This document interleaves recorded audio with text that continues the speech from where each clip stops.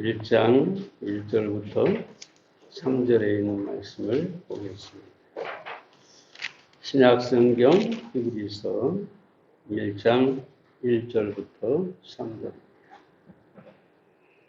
옛적에 선지자들로 여러 구분과 여러 모양으로 우리 조상들에게 말씀하신 하나님이 이 모든 날 마지막에 아들로 우리에게 말씀하셨으니 이 아들을 만유의 후사로 세우시고 또 저로 말미암아 모든 세계를 지으셨느니라.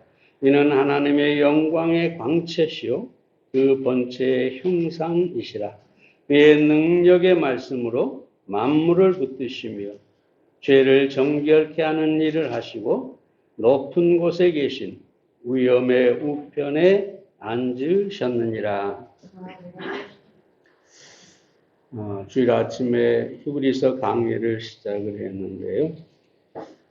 지난 주일에 이어서 오늘도 예수 그리스도가 하나님의 마지막 계시이고 완전한 계시라는 사실에 대해서 말씀을 드리겠습니다.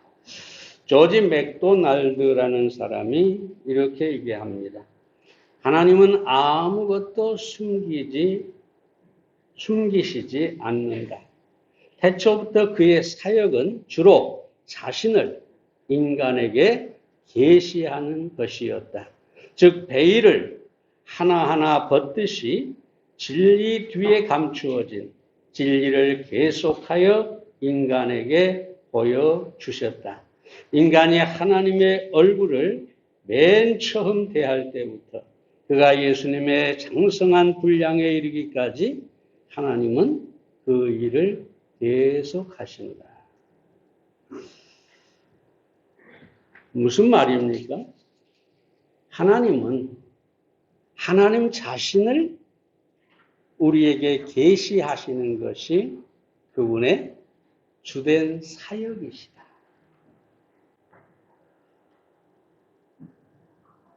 자신을 계시하는 하나님께서 자신을 계시하는 궁극적인 목적은 그럼 뭐냐?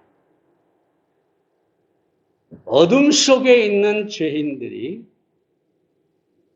하나님이 계시하시는 그 빛을 발견하고 생명을 얻고 풍성한 삶을 살게 하는 것이다.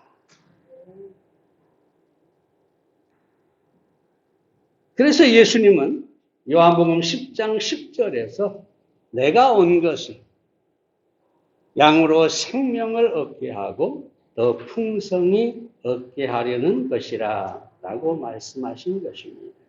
그럼 우리가 하나님의 마지막 계시인 예수님을 아는 것은 대단히 중요한 일입니다.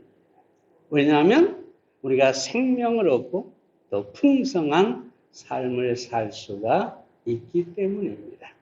자, 그렇다면 지난주에 이어서 세 번째로 예수님이 하나님의 마지막 계시가 되는 이유가 무엇입니까? 세 번째로 예수님은 창조자 하나님이시기 때문에 마지막 계시이고 완전한 계시다 라고 말씀을 드립니다. 2절을 보면 또 저로 말미암아 모든 세계를 지으셨느니라.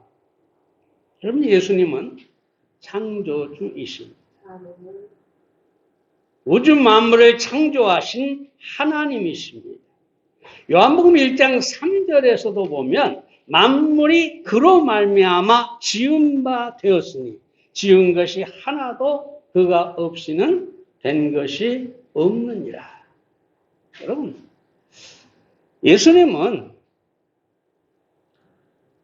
베들레헴에서 마리아의 아들로 태어난 순간에 그분의 시작이 된 것이 아니고 예수님은 창세전에 이미 존재하셨고 모든 만물을 창조하신 하나님이시다.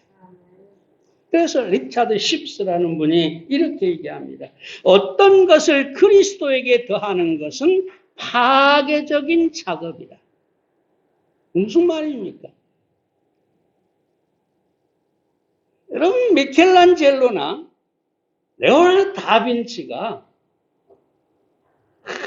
아주 완성도가 높은 그림을 그렸다고 해보세요. 그 완벽한 그림을 그렸는데 거기다가 유치원생 어린아이가 와서 물감을 찍어서 마음대로 그려 넣으면 여러분 그건 뭘까요? 파괴적인 것입니다. 완벽한 그림을 망치는 것이죠. 자, 예수 그리스도는 창조주로서 완전하신 분인데 거기에 누가 무엇을 더한다는 것은 오히려 우리 주님을 파괴하는 것이다. 자, 그러므로 예수 그리스도는 누구시냐? 하나님의 마지막 계시로서 창조주 하나님이시다. 이 창조주 하나님께서 왜 중요하냐? 이 땅에 오셔서 새로운 창조가 필요하죠. 이게 무엇입니까? 모든 인간은 타락해서 죽었고 생명을 잃어버렸어요. 하나님께서, 예수님께서 이 땅에 오셔서 바로 죽어있는 우리의 생명을 새롭게 창조하지 않으면 안 되는 것이죠. 그래서 고린도서 5장 17절에서 뭐라고 합니까? 그러니 누구든지 그리스도 안에 있으면 새로운 피조물이라. 이전 것은 지나갔으니 보라 새 것이 되었도다. 예수님께서 창조주이시기 때문에 이 땅에 와서 믿는 자를, 그리스도 안에 있는 자를 새로운 피조물로 창조하셨다는 거죠. 그래서 예수님이 마지막 계시로 창조주라고 하는 것은 아주 중요한 것이죠. 자, 예수 그리스도는 창조주이시고 하나님의 완전한 계시가 되시고 하나님의 마지막 계시가 되신다. 이 사실을 여러분이 분명히 아시기를 바랍니다. 네 번째로 예수님은 영광의 광채이시기 때문에 완전한 계시입니다. 3절을 보면 이렇게 말씀합니다. 이는 하나님의 영광의 광채시요. 여러분, 이스라엘 백성들에게 하나님의 영광은 지극히 두려운 것이었습니다.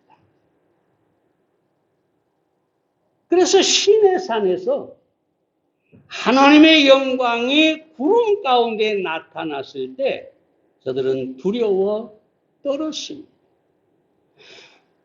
모세가 성막을 완성했을 때 하나님의 영광이 그 성막에 임했는데 이스라엘 백성들은 그때도 두려워 떨었습니다. 왜냐하면 죄인이 하나님의 영광 앞에 서면 곧 그것은 죽음을 의미하기 때문입니다. 그런데 하나님께서 그 영광을 나타낼 때 구약에 보면 반드시 구름과 함께 구름 속에서 나타나십니다. 곧 이 말은 하나님의 온전한 영광이 구름으로 가려졌다는 것이죠. 만약 구름으로 가려졌지 않았다면 그 영광을 바라본 모든 사람들은 아마 죽음을 맞이했겠죠.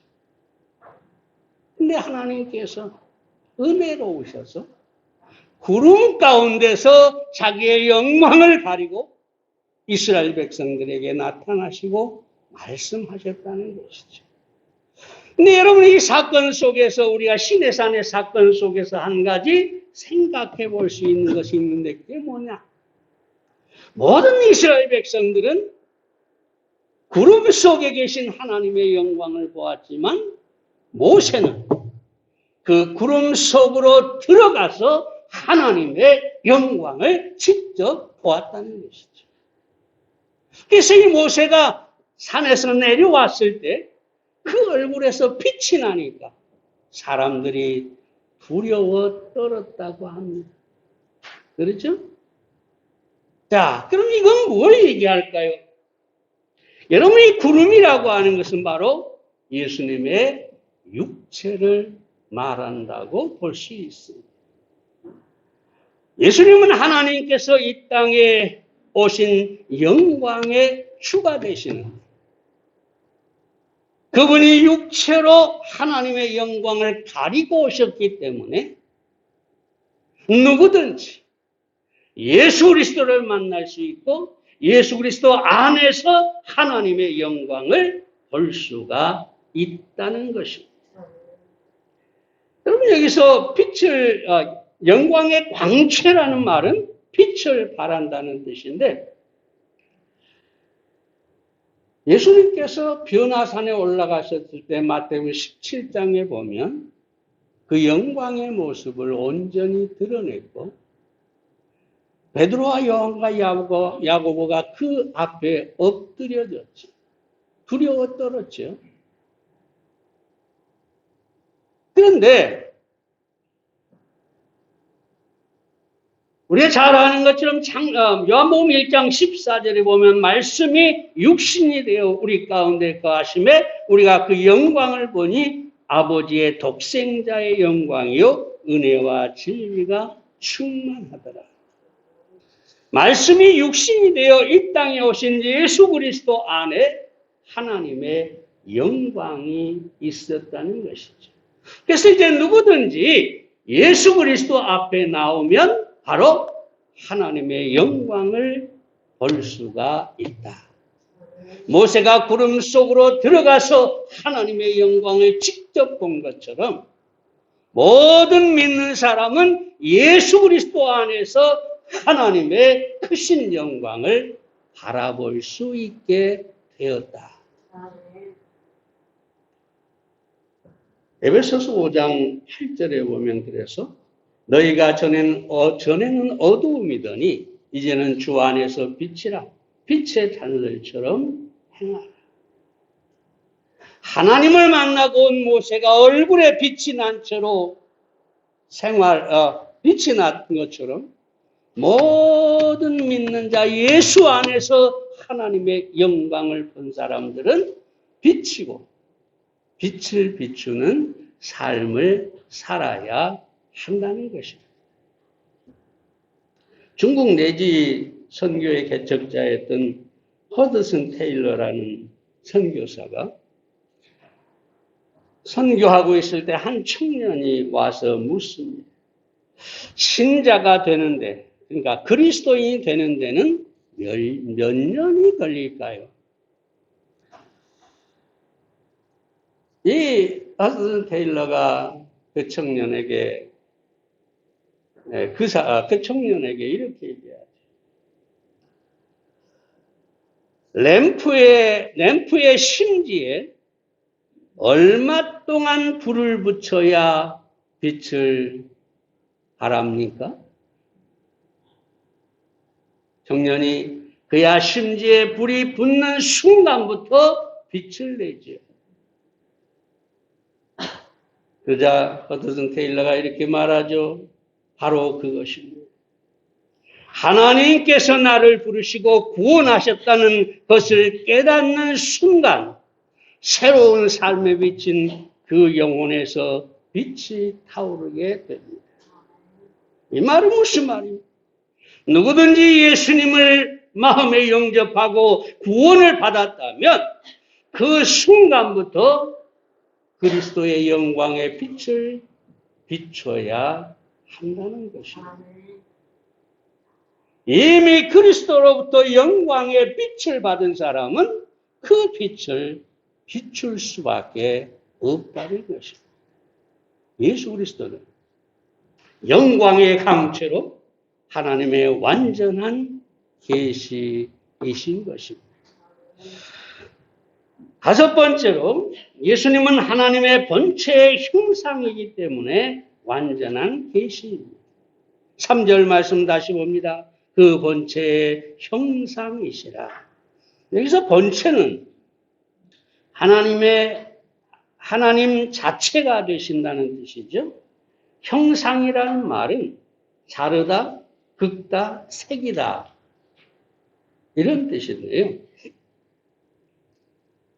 예수 그리스도 안에 하나님의 본체, 그 본질, 하나님의 모든 것이 그대로 존재한다는 뜻입니다. 예수님께서 요한복음 3장, 10장 30절에서 뭐라고 합니까? 나와 아버지는 하나라고 하십니다. 요한복음 14장 9절에서 나를 본 자는 아버지를 보았다라고 얘기합니다. 누구든지 그러므로 예수 그리스도를 만나면 하나님을 만난 것이고 하나님을 본 것이고 하나님을 아는 것이다.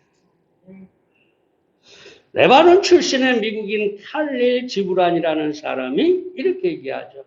무지라는 이름의 집에는 너의 영혼을 비춰볼 거울이 없다. 무지, 지식이 없다는 거죠. 여러분 집 안에 거울이 없다고 상상해 보세요. 네? 무지, 지식이 없는 것은 마치 거울이 없는 집과 같다는 거죠. 자기를 비춰볼 수가 없다는 거죠. 여러분, 예수 그리스도를 아는 지식이 없으면 자기 영혼을 바라볼 수 있는 거울이 없는 것과 같죠. 자신이 얼마나 죄인인가를 깨달을 수가 없죠. 자신이 구원받을 필요가 있다는 사실을 전혀 알 수가 없습니다. 그러므로 예수 그리스도가 하나님이라는 사실을 알고 그 하나님에 대한 지식이 있을 때 우리는 우리 영혼을 온전히 알 수가 있는 것입니다. 그래서 칼빈이 그런 말하죠. 하나님을 알지 못하고 자기를 알 수가 없다. 아니요. 예수 그리스도는 하나님을 알게 하는 완전한 계시입니다. 하나님을 안다는 것은 최고의 지식입니다. 하나님을 알게 되면 우리가 얼마나 죄인인가를 깨닫게 되고, 하나님을 알게 되면 우리가 어떻게 구원받는 것을 알게 되고, 하나님을 알게 되면 우리가 그리스도의 형상을 닮아갈 수가 있는 것입니다. 그러므로 하나님을, 예수 그리스도를 통해서 하나님을 아는 것은 최고의 지식입니다.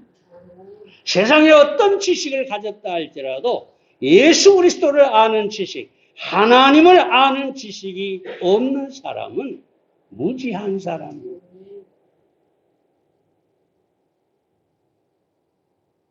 예수 그리스도를 아는 그 지식이라는 거울을 갖지 못한 사람입니다. 그래서 바울이 빌립보 3장에서 뭐라고 합니까? 예수 그리스도를 아는 지식이 가장 고상하다. 으뜸이다. 가장 탁월한 것이다. 적어도 여러분이 예수 그리스도를 안다면 여러분은 참으로 놀라운 지식을 갖고 계신 것입니다. 충분한 지식을 갖고 계신 것입니다. 세상의 어떤 지식에 대해서 무지하다 할지라도 예수 그리스도를 알면 그것으로 충분한 지식을 가진 사람들입니다. 그러면 여러분, 예수 그리스도가 완전한 하나님의 계시이고 그 예수님을 통해 우리가 하나님을 아는 지식을 가졌다는 사실, 이것을 기뻐하고 감사하시기를 바랍니다.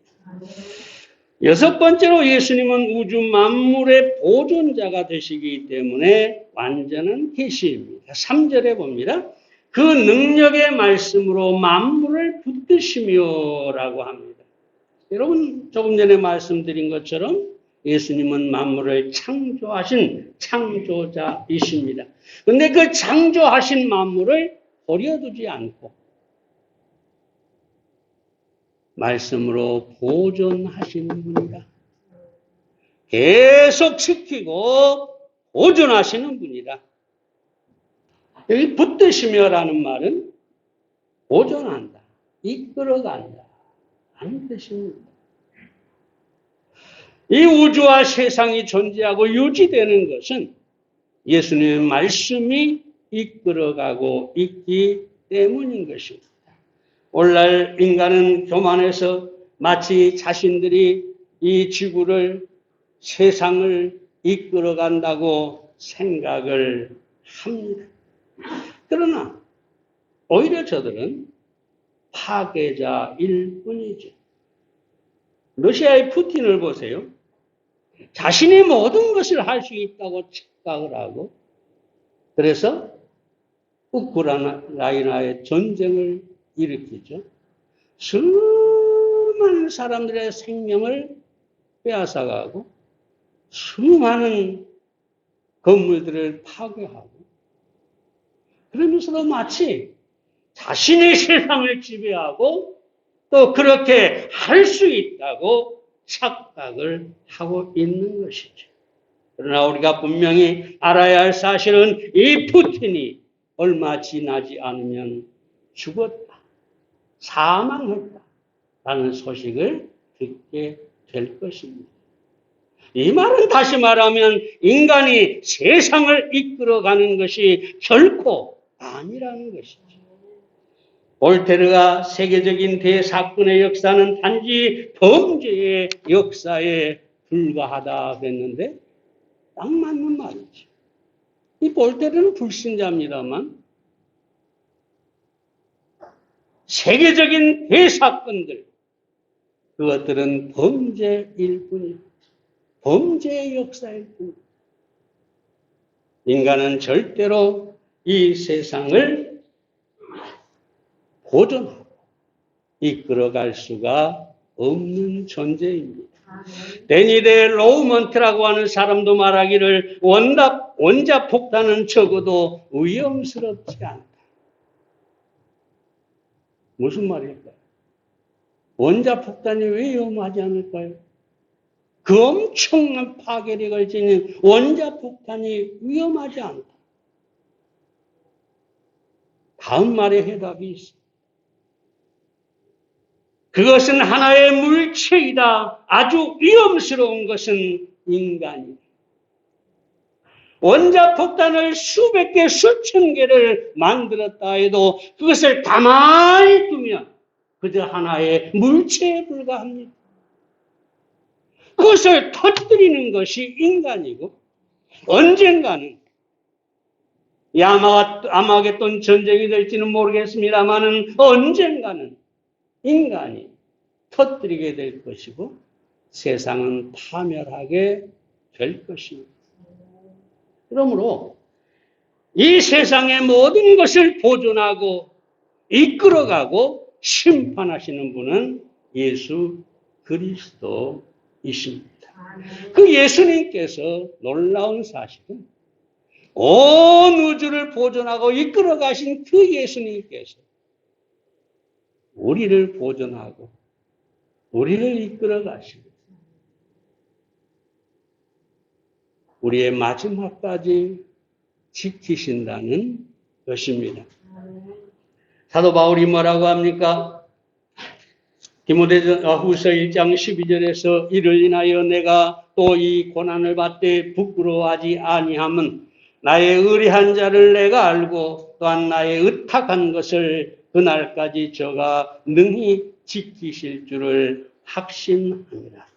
나의 의리한 자는 예수님을 말하고 나의 의탁한 것은 우리 영혼, 우리의 구원, 우리의 생명, 이걸 말하죠.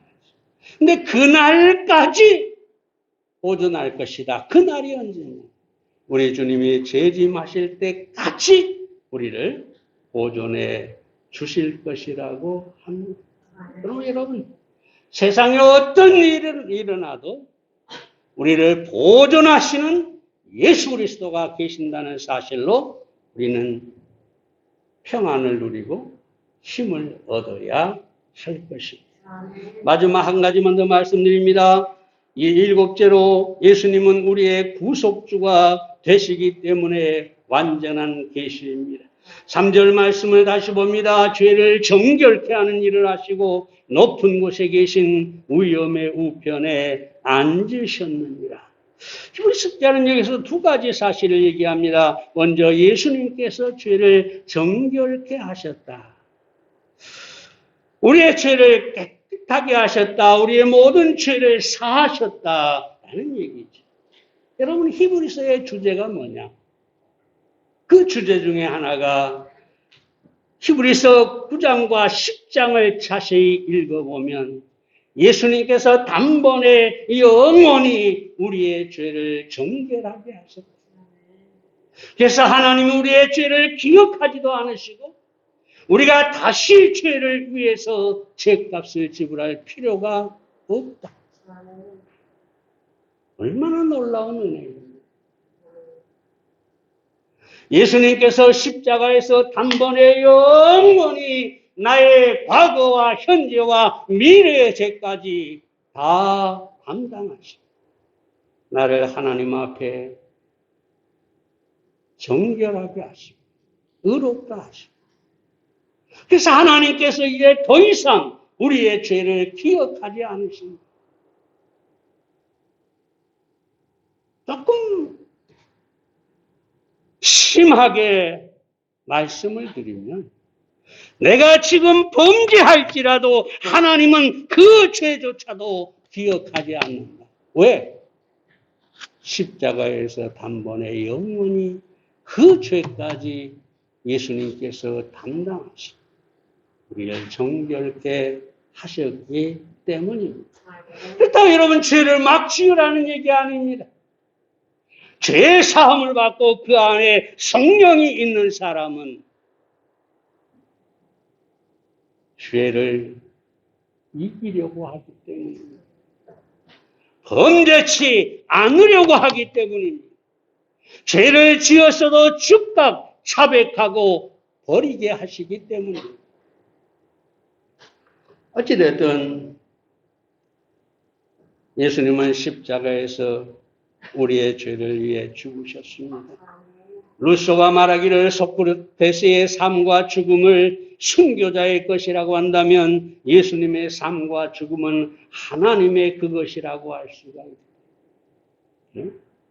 어떤 위인도, 어떤 철학자도, 어떤 성인도 우리의 죄를 어찌할 수 없습니다.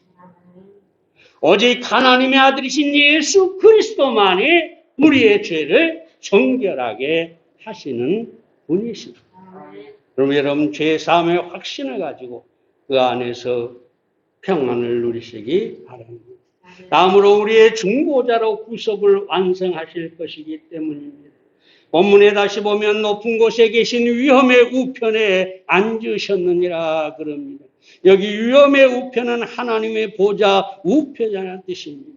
베드로는 3장 22절에 보면 저는 하늘에 오르사 하나님 우편에 계시니라고 합니다. 그럼 하나님 우편에서 예수님께서 하시는 일은 무엇입니까? 로마서 8장 34절에 보면 누가 정죄하리요 죽으실 뿐 아니라 다시 살아나시는 이는 그리스도 예수님. 그는 하나님 우편에 계신 자요 우리를 위하여 간구하시는 자니라 고 말씀하고 있습니다. 무슨 말입니까? 예를 들어서 우리가 죄를 지으면 사단이 하나님 저기 보세요. 우리가 고소하는 자가 마귀죠. 저기 보세요. 저 정국현이라는 인간이 저렇게 더러운 죄를 범하고 있네요. 고소를 합니다. 근데 이 마귀가 아무리 고소를 해도 하나님 우편에 계신 예수님은 우리의 변호사이십니다. 그 즉시 예수님이 뭘 하실까요?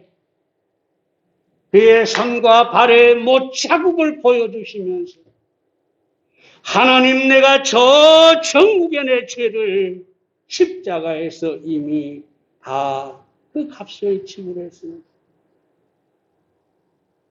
응? 다 지불했습니다. 바울이 뭐라고 한다고요? 누가 우리를 정죄하리요? 누가 우리를 고소하리요? 누가 우리를 죄 있다고 판단하리요? 예수님께서 하나님 우편에서 우리를 위해 변호하시고 우리를 위해 관고하심으로 아무도 우리를 죄인이라고 정죄하고 심판에 이르게 할 수가 없다는 것입니다. 아니요. 그러므로 예수 그리스도는 구속의 완성이시고 하나님의 완전한 계시가 되시는 것입니다. 여러분, 많은 그리스도인들이 구원받고 죄 사함을 받았다고 하면서도 그 삶에서 죄를 범하는 것들 때문에 죄책감에 시달리고 하나님을 두려워하고 있는 경우가 많습니다. 그러나 그때마다 여러분의 죄를 자백하고 하나님 우편에서 예수님께서 나를 위해 간구하고 중보하시고 결코 하나님께서 우리를 정죄할 수 없게 하신다는 사실을 기억하시기를 바랍니다. 결코 우리를 심판하실 수 없다는 사실을 여러분이 아시기를 바랍니다. 그러므로 예수 그리스도는 하나님의 사랑이고 완전한 계시입니다. 이 얘기만 하고 마치겠습니다. 한 젊은이가 런던 거리에서 열심히 노방전도를 하고 있었습니다. 그때 불신자 한 사람이 가까이 다가와서 하는 말이 가스를 발명한 사람이 예수 그리스도보다 더 큰 일, 더 위대한 일을 하지 않았습니까? 예수님이 해준 것보다 가스를 발명한 사람이 훨씬 더 큰 일을 했다. 그 젊은이가 그 소리를 듣고 얼굴이 붉어지고 아무 말도 할 수가 없었어요. 그러니까 그 순간 사람들이 이 청년을 비웃었어요. 그때 한 사람이 이렇게 얘기를 합니다.